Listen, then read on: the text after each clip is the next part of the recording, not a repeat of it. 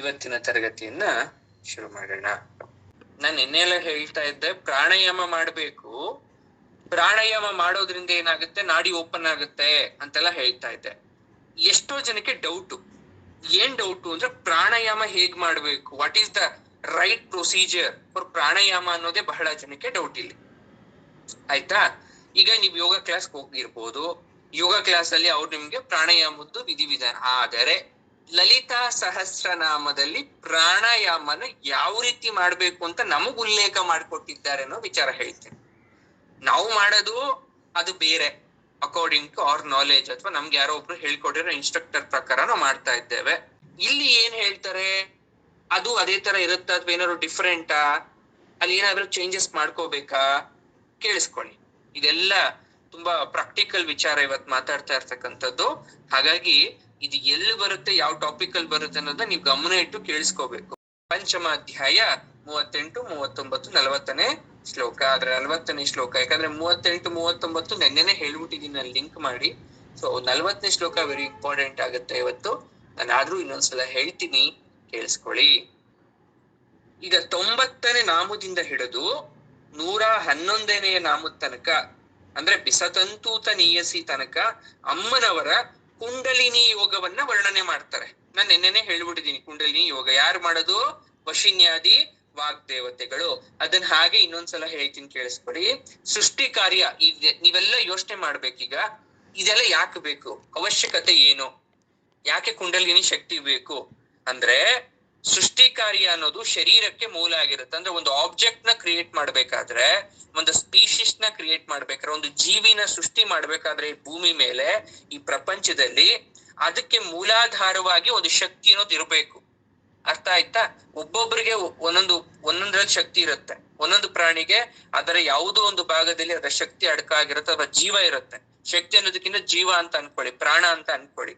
ಅದೇ ತರ ಈ ಸರ್ವ ಕಾರ್ಯ ನಿರ್ವಹಣೆಗೂ ಎಲ್ಲ ಸೇರ್ಸ್ಬಿಟ್ಟು ಯಾವ್ದಾದ್ರು ಒಂದು ಶಕ್ತಿ ಅಂತ ಹೆಸರಿಡಬಹುದು ಅಂದ್ರೆ ಅದೇ ಕುಂಡಲಿನಿ ಶಕ್ತಿ. ಅದೇ ಮೂಲಾಧಾರದಲ್ಲಿರುತ್ತೆ.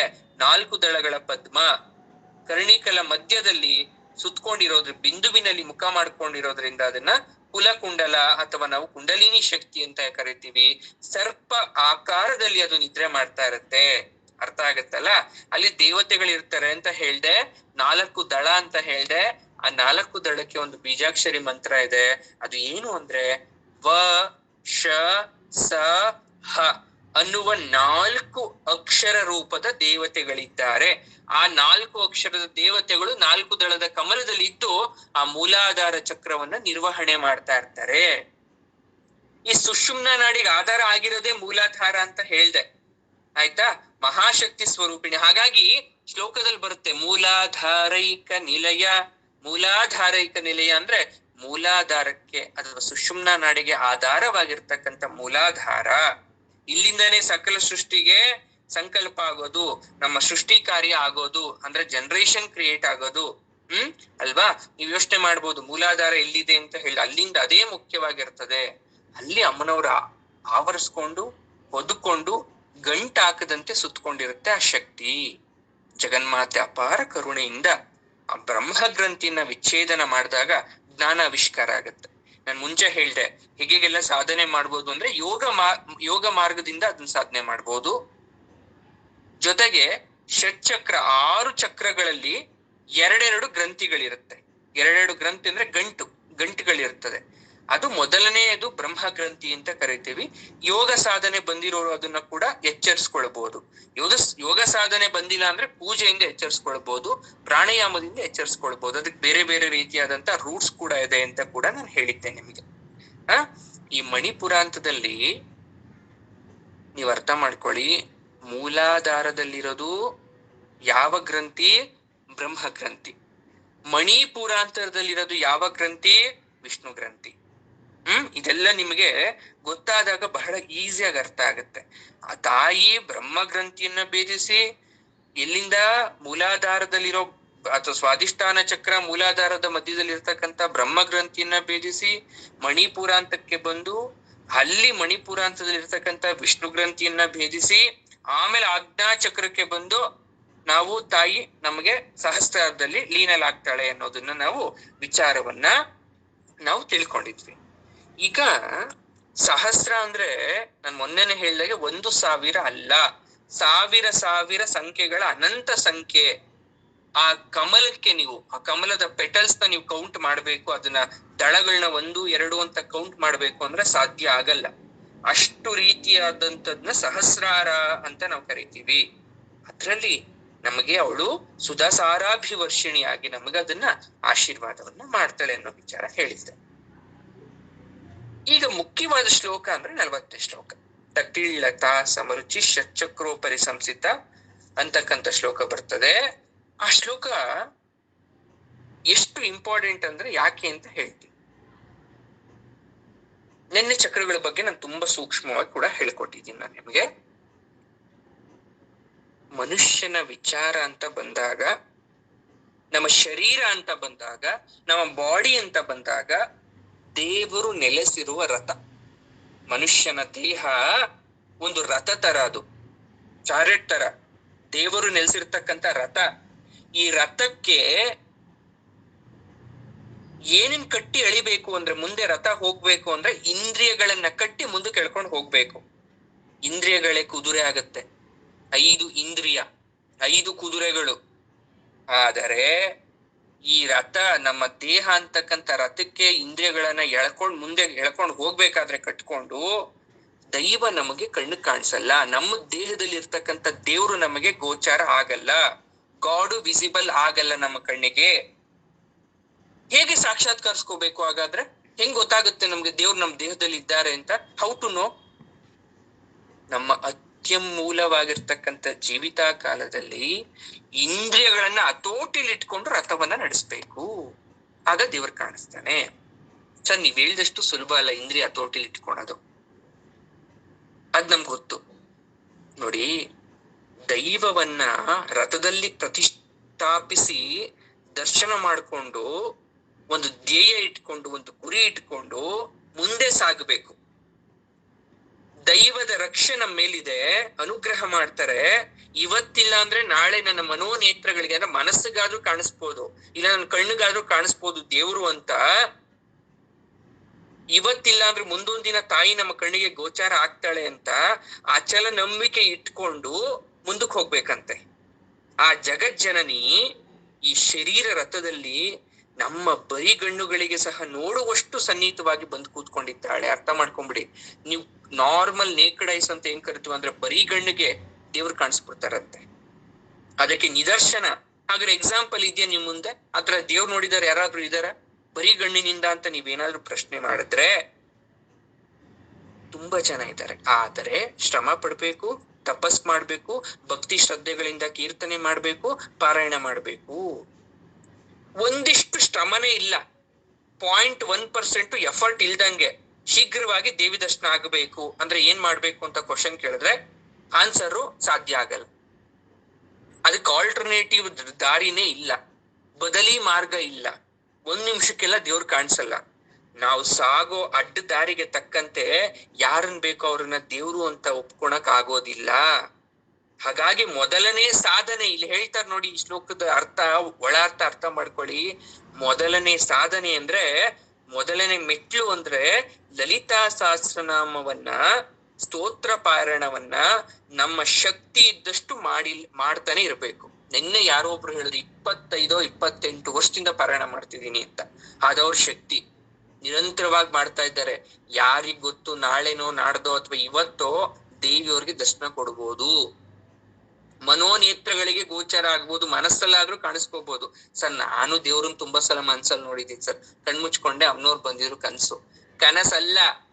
ಮನೋ ಅಂದ್ರೆ ಮಾನಸದಲ್ಲಿ ನೀವು ಕಣ್ಬಿಟ್ಟಿದ್ರು ಕೂಡ ಮನಸ್ಸಲ್ಲಿ ನಿಮ್ಗೆ ದೇವ್ರ ಪ್ರತ್ಯಕ್ಷ ಆಗಬೇಕು. ಅದನ್ನ ನಾವು ಮನೋನೇತ್ರ ಅಂತ ಕರೆಯೋದು. ಕನಸಲ್ಲಿ ಕಾಣೋ ದೇವ್ರು ಬೇರೆ, ನಿಜವಾಗ್ಲೂ ನಾನು ದೇವ್ರು ನೋಡ್ದೆ ಅನ್ನೋ ಫೀಲ್ ಆಗೋದು ಬೇರೆ.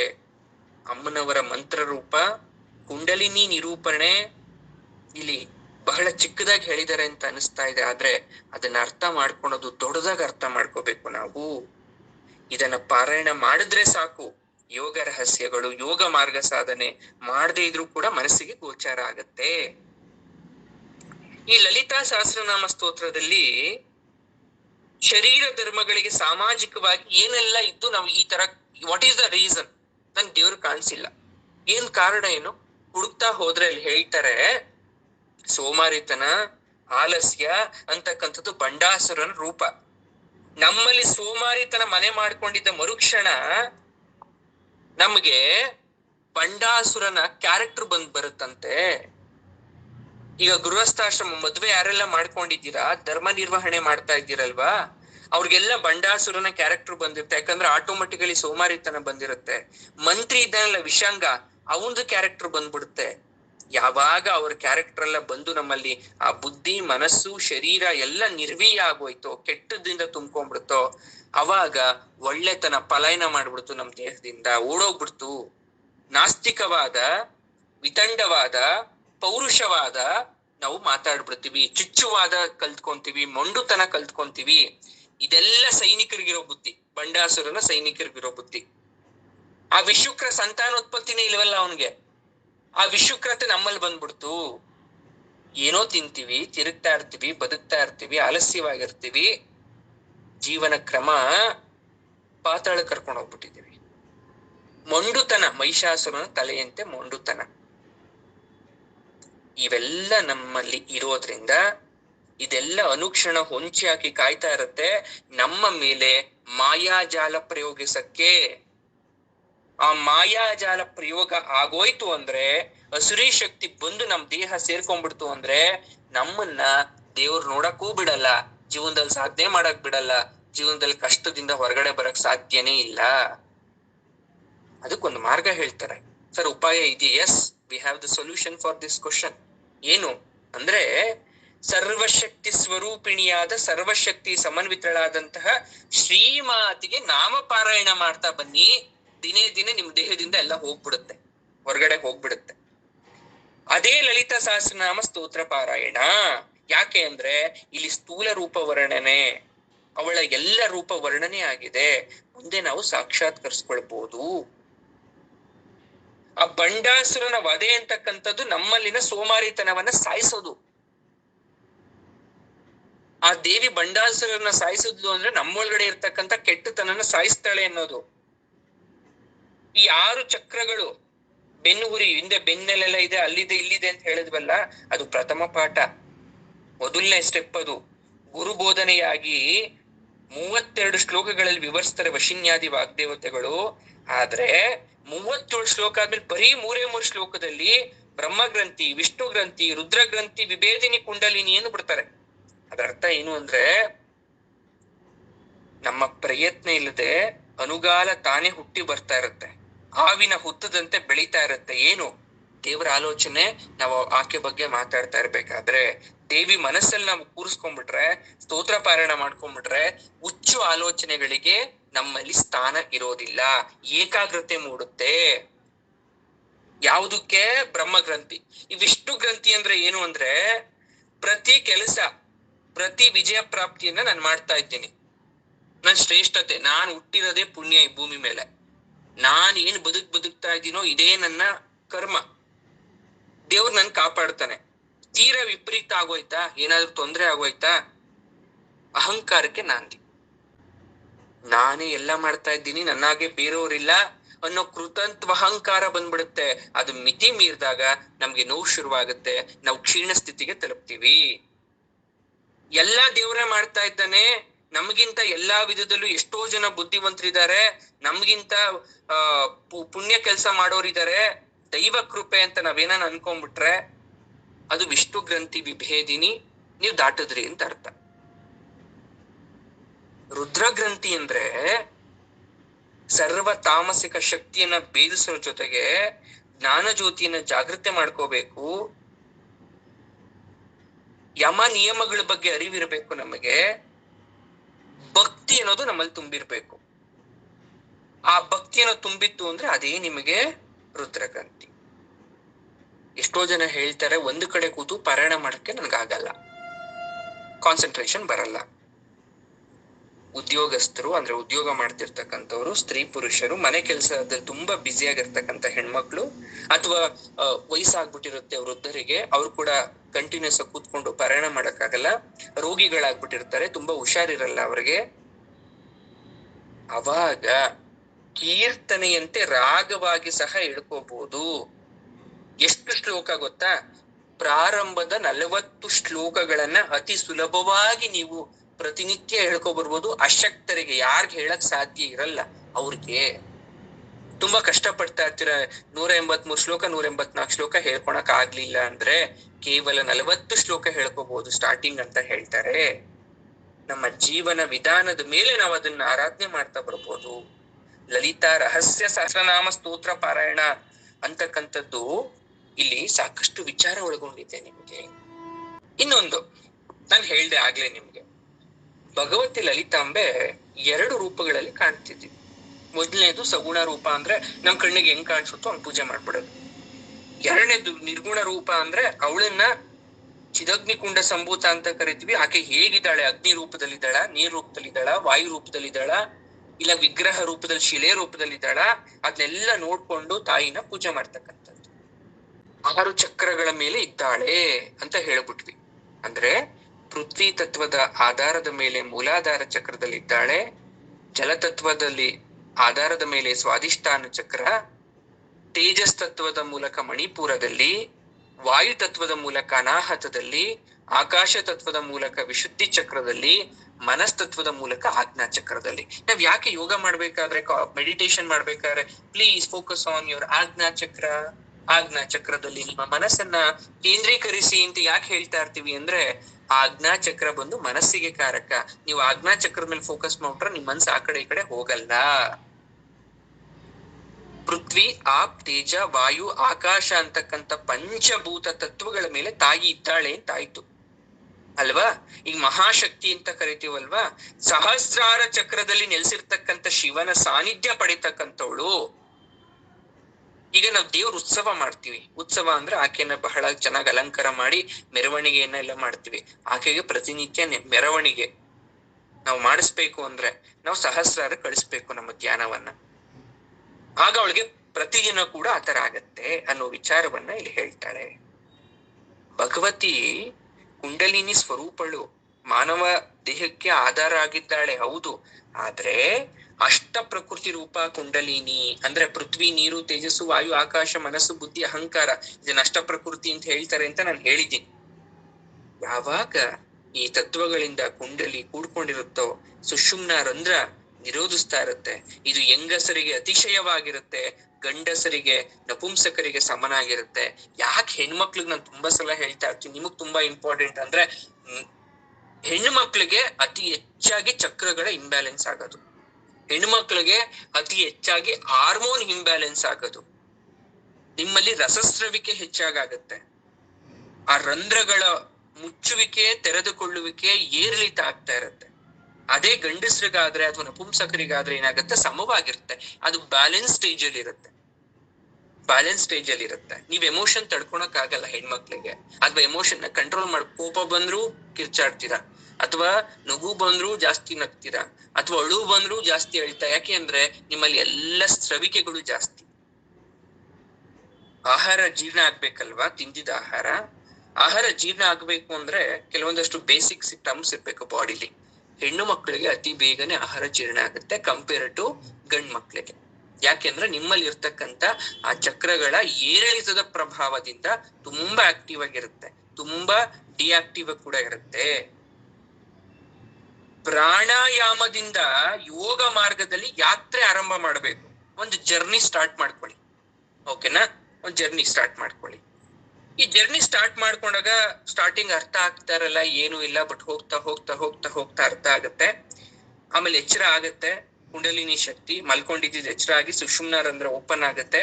ಎಡೆ ಬಿಚ್ಚಿದ ಹಾವಿನಂತೆ ಮೇಲ್ ಎದ್ದು ಅದು ನಿಂತ್ಕೊಳ್ಳುತ್ತೆ. ಹಾವು ಹೇಗೆ ಎದ್ದು ನಿಂತ್ಕೊಂಡು ಎಡೆ ಬಿಚ್ಚುತ್ತೋ ಆತರ ಎದ್ದು ನಿಂತಾಗ ಏನಾಗತ್ತೆ ಗೊತ್ತಾ? ನಾನು ಹೇಳ್ದೆ, ಯಾರೋ ಒಬ್ರು ಕೇಳು, ಸರ್ ಎಷ್ಟೊತ್ ಮಾಡ್ಬೋದು ಅಂತ.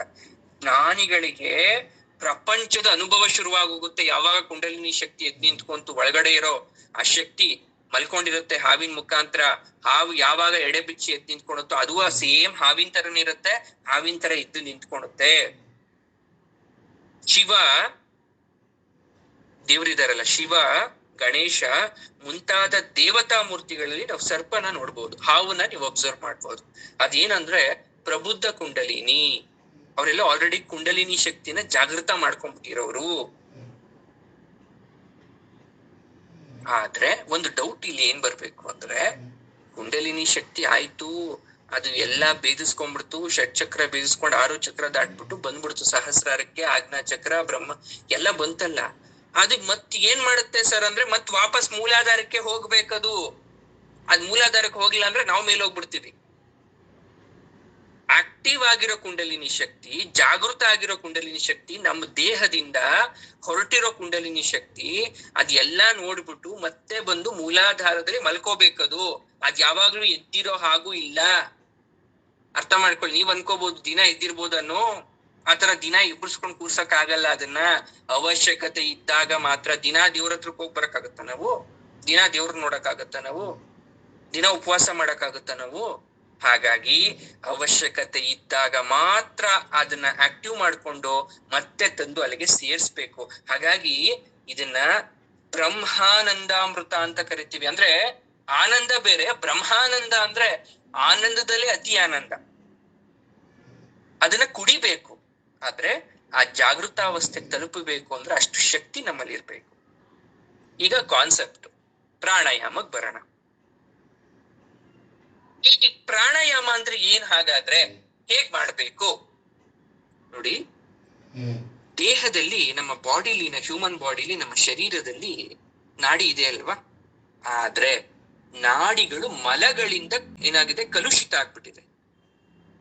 ಮಲಗಳಿಂದ ಅಂದ್ರೆ ಕೆಟ್ಟ ಆಬ್ಜೆಕ್ಟ್. ಅದು ಏನ್ ಬೇಕಾದ್ರೂ ಆಗಿರ್ಬೋದು. ನಾವೆಲ್ಲ ಊಟ ಮಾಡ್ತೀವಿ, ನೀರ್ ಕುಡಿತೀವಿ, ಏನೇನೇನೇನೋ ತಿಂತೀವಿ. ಆ ದೇಹದೊಳಗಡೆ ಏನಾಗಿದೆ, ಮಲ ತುಂಬ್ಕೊಂಡ್ಬಿಟ್ಟಿದೆ. ಆ ಮಲ ತುಂಬ್ಕೊಂಡು ಏನಾಗಿದೆ ಅಂದ್ರೆ ರಂಧ್ರ ಬ್ಲಾಕೇಜ್ ಆಗಿರುತ್ತೆ. ಈಗ ನೀರ್ ಹೋಗೋ ಪೈಪಲ್ಲಿ ಕಸ ತುಂಬ್ಕೊಂಡ್ಬಿಟ್ರೆ ನೀರ್ ಹೋಗುತ್ತಾ? ನೀರ್ ಹೋಗಲ್ಲ. ಆ ನೀರ್ ಹೋಗ್ಬೇಕು ಅಂದ್ರೆ ಏನ್ ಮಾಡ್ತೀವಿ ನಾವು? ಆ ಪೈಪಲ್ಲಿ ತುಂಬ್ಕೊಂಡಿರೋ ಗಲೀಜ್ನ ಹೊರಗಡೆ ತೆಗಿಬೇಕು. ಆ ಹೊರಗಡೆ ತೆಗಿಯೋ ಪ್ರೋಸೆಸ್ಸೇ ಪ್ರಾಣಾಯಾಮ. ಆ ಸುಷುಮ್ನ ರಂಧ್ರದಲ್ಲಿ ಪ್ರಾಣವಾಗಿ ಯಾಕೆ ಸರ್ ಅದು ಪಾಸ್ ಆಗಲ್ಲ ಅಂತ ಕೇಳಿದ್ರೆ, ಅಲ್ಲಿ ಗಲೀಜ್ ತುಂಬ್ಕೊಂಡಿದೆ, ಬೇಡದೆ ಇರ್ತಕ್ಕಂಥ ಕಲುಷಿತವಾದಂತ ಕೆಟ್ಟ ಆಬ್ಜೆಕ್ಟ್ ತುಂಬ್ಕೊಂಡಿದೆ.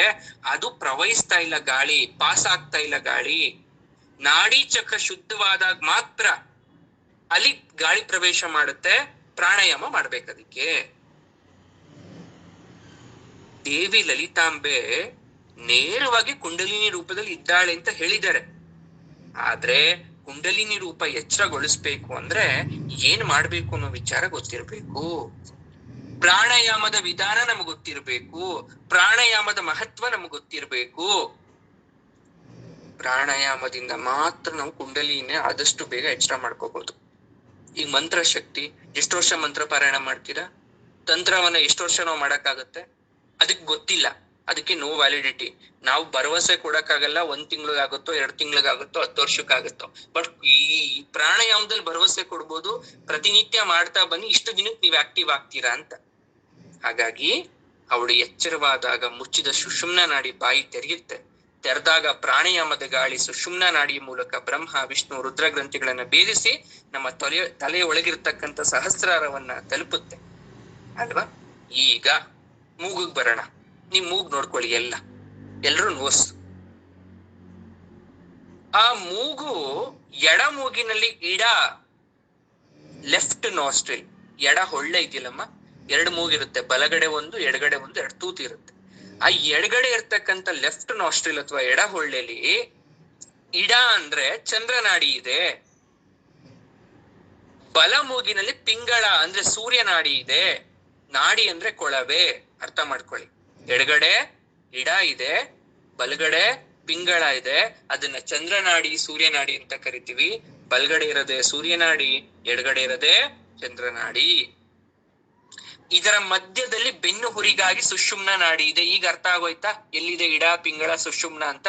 ಈ ಬೆನ್ನು ಹುರಿ ಮಧ್ಯ ಸುಷುಮ್ನ ಇದೆ.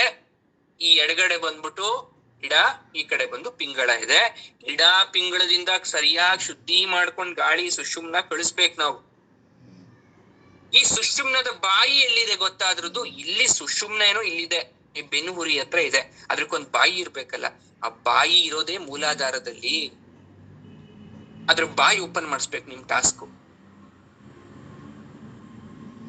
ಈಗ ಬಾಲ ಎಲ್ಲಿದೆ ಅದ್ರದ್ದು? ಹಾಗಾದ್ರೆ ಈಗ ಬಾಯಿ ಗೊತ್ತಾಯ್ತು ಸರ್. ನನ್ಗೆ ಅದ್ರದ್ದು ಬಾಲ ಗೊತ್ತಾಗಿಲ್ಲ. ಅದ್ರ ಬಾಲ ಎಲ್ಲಿದೆ ಅಂದ್ರೆ ನಿಮ್ಮ ಬಾಯಿ ಒಳಗಿರ್ತಕ್ಕಂತ ಕಿರುನಾಲಿಗೆಯ ಮೇಲಿದೆ.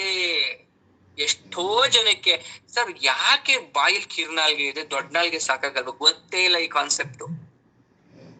ಕಿರುನಾಲ್ಗೆನೆ ಯಾವ್ದು ಗೊತ್ತಾ? ಸುಷುಮ್ನಾ ನಾಡಿಯ ಬಾಲ. ಅದಿಲ್ಲ ಅಂದ್ರೆ ನಾವಿಲ್ಲ. ಅಥವಾ ನಮ್ಮ ದಿನನಿತ್ಯದ ಕೈಂಕರ್ಯ ಅಥವಾ ಮಾತು, ವಾಕ್ಚಾತುರ್ಯ, ಈ ಇಡ, ಪಿಂಗಳ, ಸುಷುಮ್ನ ಇವ್ಯಾವು ಆಕ್ಟಿವ್ ಆಗಿರಲ್ಲ, ಮಾತು ಬರಲ್ಲ. ಕಾನ್ಸೆಪ್ಟ್ ಅರ್ಥ ಆಗ್ತಾ ಇದೆಯಾ? ಆ ಬಾಲ ನಮ್ಮ ಬಾಯಿಲಿರುವ ಕಿರುನಾಲ್ಗೆ ಮೇಲಿರುತ್ತೆ.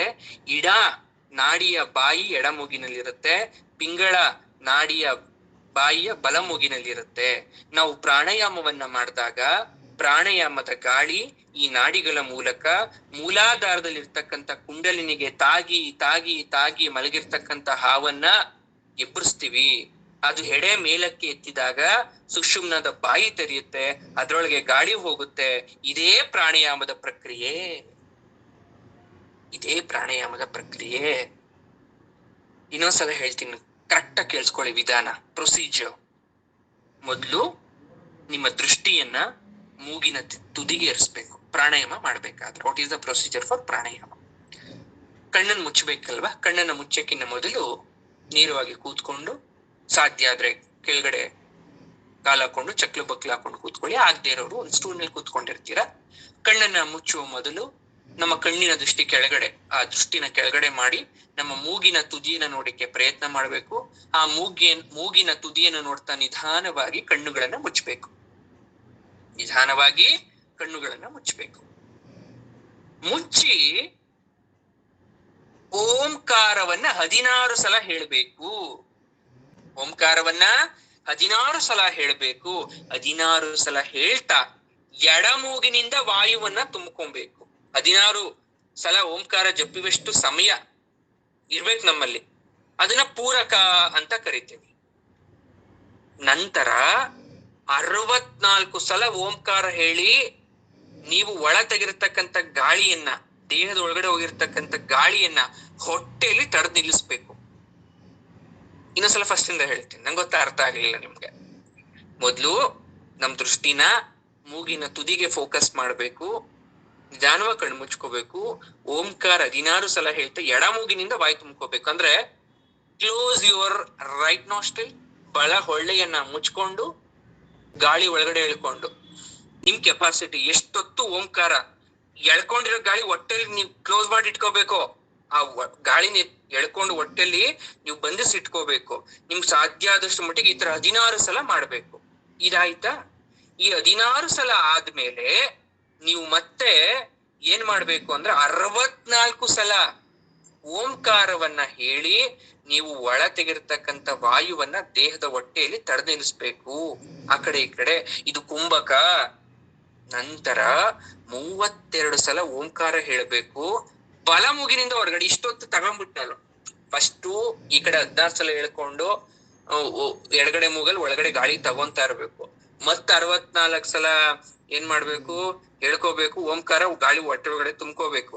ಆಮೇಲೆ ಮತ್ತೆ 32 ಸಲ ಓಂಕಾರ ಹೇಳಿ ಬಲ ಮೂಗಿನಿಂದ ಹೊರಗಡೆ. ಈಗ ಎಡಗಡೆ ಮೂಗು ಮುಚ್ಕೊಂಡು ಎಷ್ಟೊತ್ತು ಸಾಧ್ಯ ಆಗುತ್ತೋ ಅಷ್ಟೊತ್ತು ಬಿಡ್ಬೇಕು. ಆಯ್ತಾ? ಇದನ್ನ ರೇಚಕ ಅಂತ ಕರಿತೀವಿ. ನಂತರ ಬಲ ಮೂಗಿನಿಂದ ಗಾಳಿಯನ್ನ ಒಳಗೆ ತುಂಬಿಸ್ಕೋಬೇಕು, ಎಡ ಮೂಗಿನಿಂದ ಬಿಡ್ಬೇಕು. ಅಂದ್ರೆ ರಿವರ್ಸ್ ಆರ್ಡರ್ ಮಾಡ್ಬೇಕು. ಈ ತರ 3 ಸಲ ಮಾಡ್ಬೇಕು. ಅದು ಪ್ರಾಣಾಯಾಮ ಆಗುತ್ತೆ. ಇದನ್ನ ಪದ್ಮಾಸನ ಹಾಕೊಂಡೇ ಕೂತ್ಕೊಂಡ್ ಮಾಡ್ಬೇಕು ಅಂತಾರೆ. ಅಂದ್ರೆ 16, 64, 32, 16, 64, 32 ಈ ಸೀರೀಸ್ ಅಲ್ಲಿ ಮಾಡ್ಬೇಕು. ಸ್ಟಾರ್ಟಿಂಗ್ ಕಷ್ಟ ಆಗಬಹುದು, ಬಟ್ ಮಾಡ್ತಾ ಇರ್ಬೇಕು. ಒಂದು ಸಲ ಓಂಕಾರವನ್ನ ಹೇಳಿ ಗಾಳಿಯನ್ನ ಎಡ ಮೂಗಿನ ಹೊಳ್ಳೆಯಿಂದ ಒಳಗ್ ತುಂಬಿಕೊಂಡು 4 ಸಲ ಓಂಕಾರ ಹೇಳುವಷ್ಟು ಸಮಯ ಒಳಗ್ ನಿಲ್ಲಿಸ್ಬೇಕು. ಅರ್ಥ ಮಾಡ್ಕೊಳ್ಳಿ. ಸುಮ್ಮನೆ ಅನ್ಕೊಂಬಿಟ್ಟಿದ್ದೀರ ಪ್ರಾಣಾಯಾಮ ಮಾಡೋದು ಬಿಡೋದು, ಎಳ್ಕೊಳೋದು ಬಿಡೋದು. ನೋ. ಒಂದ್ಸಲ ಈಗ ನಾನು ಏನ್ ಮಾಡ್ತೀನಿ, ಗಾಳಿ ಎಳ್ಕೊಂತೀನಿ ಒಳಗಡೆ. ನಾನು ಓಂಕಾರ ಹೇಳಕ್ ಶುರು ಮಾಡಿದೆ ಅಂದ್ರೆ 4 ಸಲ ಗಾಳಿ ಹೇಳ್ಕೊಳೋಷ್ಟು ಓಂಕಾರ ಹೇಳ್ತಾ ಸಾಧ್ಯ ಆದಷ್ಟು 4 ಸಲ ಆಗುವಷ್ಟು ಒಟ್ಟೊಳಗೆ ಗಾಳಿ ತುಂಬಿಕೊಂಡಿರ್ಬೇಕು. 4 ಸಲ ಓಂಕಾರ ಹೇಳುವಷ್ಟು ತಡೆದು ನಿಲ್ಲಿಸ್ಬೇಕು. ಇದೇ ಟಾಸ್ಕು. 2 ಸಲ ಮತ್ತೆ 2 ಸಲ ಓಂಕಾರ ಹೇಳುವಷ್ಟು ಬಲ ಮೂಗಿನ ಒಳಗಡೆಯಿಂದ ಬಿಡ್ಬೇಕು. ಆಯ್ತಾ? 1, 4-2 ಪ್ರಾಣಾಯಾಮದ ವಿಧಾನ. ತೂರಯೇತ್ ಷೋಡಶರ್ಭಿವಾಯುಃ ಧಾರಯೇತ್ ತಚ್ಚತುರ್ಗಣೈಃ ರೇಚಯೇತ್ ಕುಂಭಕಾರ್ಧೇನ ಪ್ರಾಣಾಯಾಮಸ್ಸ ಕೀರ್ತಿತಃ ಅಂತ ಒಂದು ಶ್ಲೋಕ ಇದೆ. ಅಂದ್ರೆ 16-64-32 ಪ್ರಕಾರ ತುಂಬು ನಿಲ್ಲಿಸು ಬಿಡು, ತುಂಬು ನಿಲ್ಲಿಸು ಬಿಡು, ಬ್ರೀದ್ ಇನ್ ಸ್ಟಾಪ್ ಬ್ರೀದ್ ಔಟ್, ಬ್ರೀದ್ ಇನ್ ಸ್ಟಾಪ್ ಬ್ರೀದ್ ಔಟ್, ಈ ಪ್ರೊಸೀಜರ್ ಅರ್ಥ ಆಗತ್ತಾ? ಅಂದ್ರೆ ಸ್ಟಾರ್ಟಿಂಗ್ ನೀವೇನ್ ಮಾಡ್ಬೇಕು ಅಂದ್ರೆ ಟ್ರೈ ಮಾಡ್ತಾ ಇರ್ಬೇಕು, ಹೋಗ್ತಾ ಹೋಗ್ತಾ ಅದು ಆಗತ್ತೆ. ಎಷ್ಟು ಒಳಗೆ ತೆಗೊಂತೀರೋ ಅದ್ರ 4 ಪಟ್ಟು ಹಿಡ್ಕೋಬೇಕು, 2 ಪಟ್ಟು ಬಿಡ್ಬೇಕು. Very simple concept. ಇದೆಲ್ಲ ಬಿಟ್ಬಿಡಿ. ಗಾಳಿ ಒಳಗ್ ತೆಗೊಂತಾ ಇದ್ದೀರಾ, ತಗೊಂಡಿರೋ ಗಾಳಿಗೆ 4 ಪಟ್ಟು ನೀವು ಸ್ಟಾಪ್ ಮಾಡ್ಕೋಬೇಕು ಒಳಗಡೆ, 2 ಪಟ್ಟು ಹೊರಗಡೆ ಬಿಡ್ಬೇಕು. ಪೂರಕ, ಕುಂಭಕ, ರೇಚಕ. ಮೊದಲು ಎಡಮೂಗಿನಿಂದ, ನಂತರ ಬಲಮೂಗಿನಿಂದ 3 ಸಲ ಮಾಡ್ಬೇಕು, ಎಡದಿಂದ 3 ಸಲ ಮಾಡ್ಬೇಕು, ಬಲಮೂಗಿನಿಂದ 3 ಸಲ ಮಾಡ್ಬೇಕು. ಹೀಗೆ ಮಾಡಿದಾಗ ಕುಂಡಲಿನಿ ಜಾಗೃತ ಆಗತ್ತೆ. ಕುಂಡಲಿನಿ ದೇವಿ ಲಲಿತಾಂಬೆ ತಾವರೆಯ ದಂಟಿನಂತೆ ತೆಳ್ಳಗೆ ಕೋಮಲಿಯಾಗಿದ್ದಾಳೆ. ಅದಕ್ಕೆ ಅವಳನ್ನ ಬಿಸತಂತು ತನೀಯಸಿ ಅಂತ ಹೇಳ್ತೀವಿ. ಇದನ್ನ ವೇದ ಕೂಡ ಹೇಳೋದು. ನೀವಾರ ಶೂಕವತ್ತನ್ವಿ ಪೀತಾ ಭಾಸ್ವತ್ಯ ನೂಪಮ. ಅಂದ್ರೆ ಅದು ತುದಿಯಲ್ಲಿ ಒಂದು ಸಪೂರವಾದ ಹೊಟ್ಟಿದೆ, ಆ ಕಮಲದ ಕಡ್ಡಿ ಸಪೂರವಾಗಿದ್ದಾಳೆ. ಸಪೂರ ಅಂದ್ರೆ ದೇವಿ ಕೃಶವಾಗಿದ್ದಾಳೆ, ಸಣ್ಣಕ್ಕಿದ್ದಾಳೆ. ಅವಳು ಹೇಗಿದ್ದಾಳೆ ಅಂದ್ರೆ ಅಣುವಿಗಿಂತಲೂ ಚಿಕ್ಕ, ಆಟಮ್ ಅಂತ ಕರಿತೀವಿ. ಆಟಮ್ಗಿಂತ ಸ್ಮಾಲ್ ಸೈಜು, ಅಂದ್ರೆ ಒಂದು ನೀವು ಕಣ್ಣು ನೋಡಕ್ ಆಗದೆ ಇರ್ತಕ್ಕಂತಕ್ಕಿಂತನೂ ಚಿಕ್ಕದಾಗಿದ್ದಾಳೆ.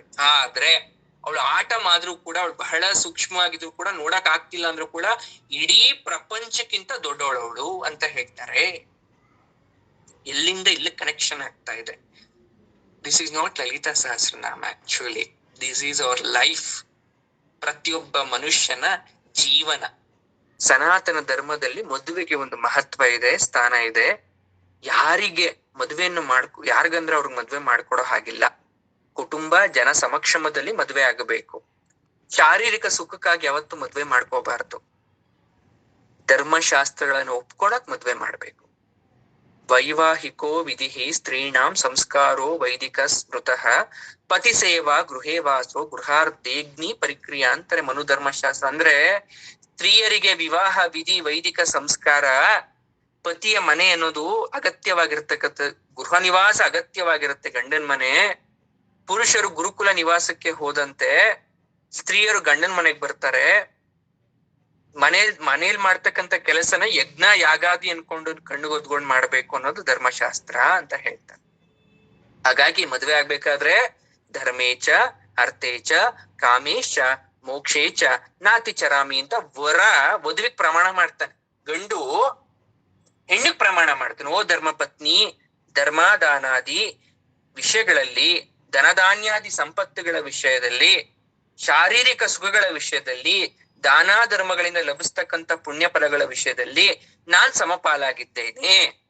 ಗಂಡ ಮಾಡಿದ ಕರ್ಮ ಹೆಂಡತಿಯ ಪಾಲು. ಯಾಕೆ ಅಂದ್ರೆ ಮದ್ವೆ ಮಾಡ್ಕೋಬೇಕಾದ್ರೆ ಇಬ್ರು ಪ್ರಮಾಣ ಮಾಡ್ಬಿಟ್ಟಿರ್ತಾರಲ್ಲ, ನಿನಗ್ ಬಂದಿದ್ದಲ್ಲ ನನಗೆ, ನನಗ್ ಬಂದಿದ್ದಲ್ಲ ನಿನಗೆ ಅಂತ. ಹಾಗಾಗಿ ಇಲ್ಲಿ ಎಷ್ಟೋ ಸಲ ಸಮಸ್ಯೆ ನಿಮ್ಮ ಗಂಡಂದ್ರು ಮಾಡಿರ್ತಕ್ಕಂಥ ಕರ್ಮದಿಂದ ನೀವು ಅನುಭವಿಸ್ತಾ ಇರ್ತೀರ. ಅವ್ರು ಮಾಡಿರೋ ಕರ್ಮಕ್ಕೆ ನೀವು ಕೂಡ ತಲೆ ಕೊಡ್ತಕ್ಕಂಥದ್ದಾಗಿದೆ. ಯಾಕೆಂದ್ರೆ ಮದ್ವೆ ಮಾಡ್ಬೇಕಾದ್ರೆ ದೈವ ಸಾಕ್ಷಿಯಾಗಿ ಪ್ರಮಾಣ ಮಾಡ್ತೀರಾ. ಇಷ್ಟೆಲ್ಲ ಪ್ರೊಸೀಜರ್ ಆದ್ಮೇಲೆ ಮಾಡೋದೇ ಮಾಂಗಲ್ಯ ಧಾರಣೆ. ಮಾಂಗಲ್ಯ ಧಾರಣ ಸಮಯದಲ್ಲಿ ವರ ಮಂತ್ರ ಪೂರ್ವಕವಾಗಿ ತಾಳಿ ಕಟ್ತಾನೆ. ಇದು ದೈವಿಕ ಪ್ರಮಾಣ.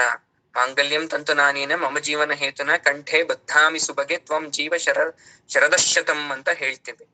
ಓ ಮಾಂಗಲ್ಯ, ಅದಕ್ಕೆ ಹೇಳೋದ್ ಮಾಂಗಲ್ಯಕ್ಕೆ, ಓ ಮಾಂಗಲ್ಯವೇ, ನನ್ನ ಜೀವನ ಸೌಭಾಗ್ಯಕ್ಕೆ ಕಾರಣಲಾಗಿ ಈ ನನ್ನ ಧರ್ಮಪತ್ನಿ ಕೊರಳಲ್ಲಿ ನಿನ್ನ ಅಲಂಕರಿಸ್ತಾ ಇದ್ದೇನೆ. ನನ್ನ ಸ್ವರೂಪವಾಗಿ ಇದನ್ನ ಅವಳ ಕತ್ತಿಗೆ ಹಾಕ್ತಾ ಇದ್ದೀನಿ, ಕಟ್ತಾ ಇದ್ದೇನೆ. ಇವಳು ಸೌಭಾಗ್ಯವತಿಯಾಗಿ 100 ವರ್ಷಗಳ ಕಾಲ ಇರಬೇಕು. ಸಮಸ್ತ ದೇವತೆಗಳು ಆಶೀರ್ವದಿಸ್ಬೇಕು ನಿನ್ನನ್ನ. ಈ ಪವಿತ್ರ ತಾಳಿಯನ್ನ ವಧುವಿನ ಕೊರಳಲ್ಲಿ 3 ಗಂಟೆ ಹಾಕಿ ಕಟ್ತಾನೆ. 3 ಗಂಟೆ ಯಾಕೆ ಅಂದ್ರೆ ತ್ರಿಮಾತ್ರೆಯರಾದಂತ ಲಕ್ಷ್ಮಿ, ಸರಸ್ವತಿ, ಪಾರ್ವತಿಯರ ಸಾಕ್ಷಿಯಾಗಿ, ತ್ರಿಮೂರ್ತಿಗಳಾದಂತಹ ಬ್ರಹ್ಮ, ವಿಷ್ಣು, ಮಹೇಶ್ವರರ ಸಾಕ್ಷಿಯಾಗಿ, ತ್ರಿಸಂಧ್ಯಗಳ ಸಾಕ್ಷಿಯಾಗಿ, ಅಂದ್ರೆ ಋಗ್, ಯಜುಸ್, ಸಾಮವೇದ ತ್ರಿವೇದಗಳ ಸಾಕ್ಷಿಯಾಗಿ 3 ಗಂಟುಗಳನ್ನ ಹಾಕ್ಸ್ತೀವಿ. ಆಮೇಲೆ ಆ ಗಂಟಿಗೆ ಅರಿಶಿಣ ಕುಂಕುಮಗಳನ್ನ ಹಚ್ತೀವಿ. ಪವಿತ್ರ ಸೂಚಕವಾದಂತ ತಾಳಿಯ ದಾರವನ್ನ ಅರಿಶಿನದಿಂದ ಸಂಸ್ಕಾರ ಮಾಡ್ತೀವಿ. ತಾಳಿಯ ಸೂತ್ರದಲ್ಲಿ ತಾಳಿಗಳನ್ನು ಕೂಡ ಒಳ್ಳೆ ಮನಸ್ಸಿನಿಂದ ಪೋಣಿಸ್ಬೇಕು, ದೇವರ ಹತ್ರ ಇಟ್ಟು ಪೂಜೆ ಮಾಡ್ಬೇಕು. ಅಂದ್ರೆ ಮದುವೆಯಾದ ನಂತರ ತಾಳಿಗಳು ಸರ್ವ ಕಾಲದಲ್ಲೂ ಕೊರಳಲ್ಲೇ ಇರ್ಬೇಕಾಗತ್ತೆ. ಮಾಂಗಲ್ಯ ಅನ್ನೋದು ಅಲಂಕಾರದ ವಸ್ತು ಅಲ್ಲ. It's not for fashion. ಪವಿತ್ರವಾದಂತ ವಸ್ತು. ಎಂತಹ ಕಾಮುಕ ಪುರುಷನಾದ್ರೂ ಕೂಡ ತಾಳಿಯನ್ನ ನೋಡಿ ತಲೆ ತಗ್ಗಿಸಿ ಕೈ ಮುಗಿದು ಹೋಗ್ತಾರೆ. ನಾವ್ ಹಾಕೊಳೋ ಜನಿವಾರ ಅಥವಾ ಶಿವದಾರ ಸ್ತ್ರೀಯರಿಗೆ ಪುರುಷರಿಗೆ ಎಷ್ಟು ಪವಿತ್ರನೋ ಅದೇ ತರ ತಾಳಿ ಕೂಡ ಪವಿತ್ರವಾಗಿರುತ್ತೆ. ತಾಳಿ ಕೊರಳಲ್ಲಿ ಬೀಳೋದಕ್ಕೂ ಮೊದಲು ಬಿದ್ದಾದ್ಮೇಲೆ ಬಹುವಾದಂತ ವ್ಯತ್ಯಾಸ ಇರುತ್ತೆ. ಚೇಷ್ಟೆ ಕಡಿಮೆ ಆಗುತ್ತೆ, ನೋಡೋ ನೋಟ ಬದಲಾಗುತ್ತೆ, ಆಡೋ ಮಾತು ಚೇಂಜ್ ಆಗುತ್ತೆ, ಮನಸ್ಸಿನ ಬಯಕೆ ಬದಲಾವಣೆ ಆಗುತ್ತೆ, ನಡೆ ನುಡಿ ಚೇಂಜ್ ಆಗುತ್ತೆ. ಅಣ್ಣ ತಮ್ಮ ಜೊತೆ ಜಗಳ ಆಡೋದು, ಅಪ್ಪನ ಜೊತೆ ಮುನ್ಸ್ಕೊಳೋದು ಅದೆಲ್ಲ ಕೂಡ ಕಡಿಮೆ ಆಗ್ಬಿಡುತ್ತೆ. ಕುಣಿಯೋಕ್ ಪುಡ್ಸೋದ್ ಕಡಿಮೆ ಆಗತ್ತೆ. ಹಾಗಾಗಿ ಮಾಡೋದು ಮದುವೆಯಾದ ಹೆಣ್ಣನ್ನ ಅರ್ಧ ಅಂದ್ರೆ ಗಂಡನ ಶರೀರದೇ ಅರ್ಧ ಭಾಗ ಆಕ್ರಮಿಸ್ಕೊಂಡಿದ್ದಾಳೆ. ಹೆಂಡತಿಯನ್ನ ಮನ್ನಿಸ್ಬೇಕು, ಪ್ರೀತಿಸ್ಬೇಕು ಅನ್ನೋದು ಮಾಂಗಲ್ಯದ ಪವಿತ್ರತೆ ಗಂಡ ಹೆಂಡತಿ ಇಬ್ರಿಗೂ ಕೂಡ ತಿಳಿಬೇಕಾಗಿರ್ತಕ್ಕಂಥ ವಿಚಾರ ಅಲ್ವಾ. ಈ ತಾಳಿ ಬಗ್ಗೆ ಮಾತಾಡ್ತಾ ಹೋದ್ರೆ ಸಾಕಷ್ಟು ವಿಚಾರಗಳು ಬರ್ತಾ ಹೋಗುತ್ತೆ. ಸಾಕಷ್ಟು ವಿಚಾರಗಳು ನಾವು ತಿಳ್ಕೊಳೋದಾಗಿದೆ. ವಿವಾಹ ಸಮಯದಲ್ಲಿ ಏನೇನಾಗುತ್ತೆ ಈಗೆಲ್ಲ ಮಂತ್ರ ಮಾಂಗಲ್ಯ ಬಹಳ ಫೇಮಸ್ ಆಯ್ತು ಕುವೆಂಪುರವ್ರದ್ದು. ಅಂದ್ರೆ ಯಾರು ಇಲ್ದೆ ಸರಳವಾಗಿ ಯಾವುದೇ ಪುರೋಹಿತರಿಲ್ದೆ ಮಂತ್ರಗಳನ್ನ ಉಚ್ಚಾರಣೆ ಮಾಡಿ ಮದ್ವೆ ಮಾಡ್ತಾರೆ. ಮೊಟ್ಟ ಮೊದಲು ಮಾಡಿದ್ದು ಕುವೆಂಪುರವರು ತಮ್ಮ ಮಗ ಪೂರ್ಣಚಂದ್ರ ತೇಜಸ್ವಿ ಇದಾರಲ್ಲ ಅವ್ರ ಮದ್ವೆಯನ್ನ ಒಂದು ರಾಮಕೃಷ್ಣ ಪರಮಹಂಸರ ಫೋಟೋ, ಶಾರದಾ ದೇವಿ ಫೋಟೋ ಇಟ್ಬಿಟ್ಟು ಕೇವಲ 30-40 ಜನರ ಮಧ್ಯೆ ಅವರೇ ಮಂತ್ರ ಬೋಧನೆಯನ್ನ ಮಾಡಿ ತಮ್ಮ ಮಗನಿಗೆ ಮದ್ವೆಯನ್ನ ಮಾಡಿಸಿದ್ರು. ಅದು ಅವರೇ ವಿಚಾರ. ಆದ್ರೆ ನಮಗೆ ಯಾವುದೇ ಆದ್ರೂ ಕೂಡ ನಮ್ಮ ಸಂಸ್ಕಾರದಲ್ಲಿ ಪೌರೋಹಿತ್ಯವನ್ನ ಮಾಡಿಸ್ತಕ್ಕಂಥದ್ದು ಅಲ್ವಾ. ಹಾಗಾಗಿ ಬಹಳಷ್ಟು ವೈಜ್ಞಾನಿಕ ಕಾರಣ ಹೇಳಿಲ್ಲ.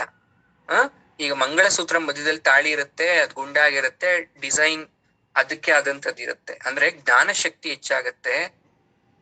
ಯಾರಿಗೆ ಹೆಣ್ಣು ಮಕ್ಳಿಗೆ ಕೆಟ್ಟ ದೃಷ್ಟಿಯಿಂದ ರಕ್ಷಣೆನೆ ಕೊಡುತ್ತೆ.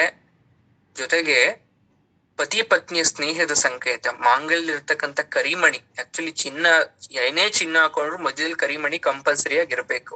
ಕರಿಮಣಿ ಯಾವುದು? ಬ್ಲಾಕ್ ಕಲರ್ ಆಗಿರುತ್ತೆ. ಬ್ಲಾಕ್ ಅಂದ್ರೆ ಏನು? ದೃಷ್ಟಿ ರಕ್ಷಣೆ.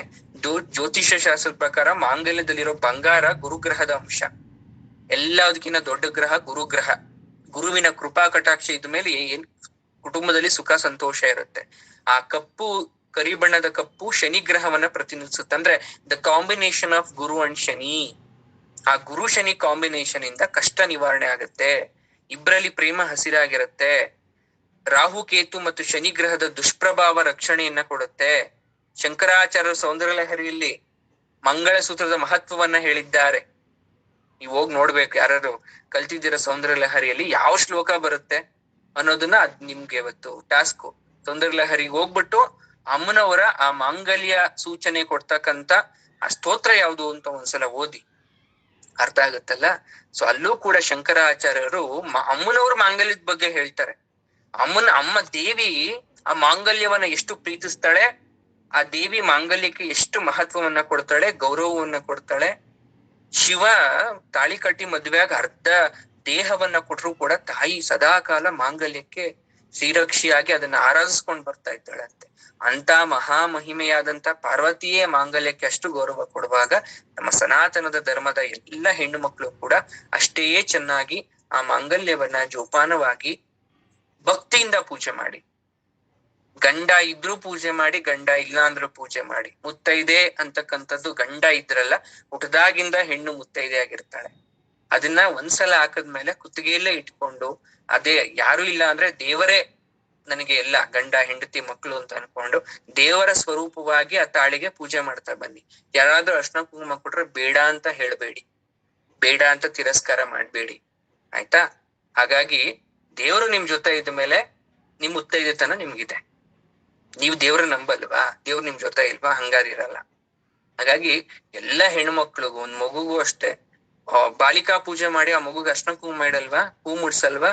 ನವರಾತ್ರಿಲಿ ಮಾಡ್ಬೇಕು. ಯಾಕೆ ಪೂಜೆ ಮಾಡ್ತೀವಿ? ನವರಾತ್ರಿ ಪೂಜೆ ಮಾಡ್ಬೇಕಾದ್ರೆ ಆಕೆ ಮುತ್ತೈದೆನಾ? ಅಲ್ಲ, ಆಕೆಯನ್ನೇ ದೇವಿ ಸ್ವರೂಪ, ಅವಳೇ ದೇವಿ ಅಂತ ಅನ್ಕೊಂಡು ಅವಳಲ್ಲಿ ದೇವತಾ ಸ್ಥಾನ ಇದೆ ಅನ್ಕೊಂಡು ಆ ಮಕ್ಳು ಪೂಜೆ ಮಾಡೋದು.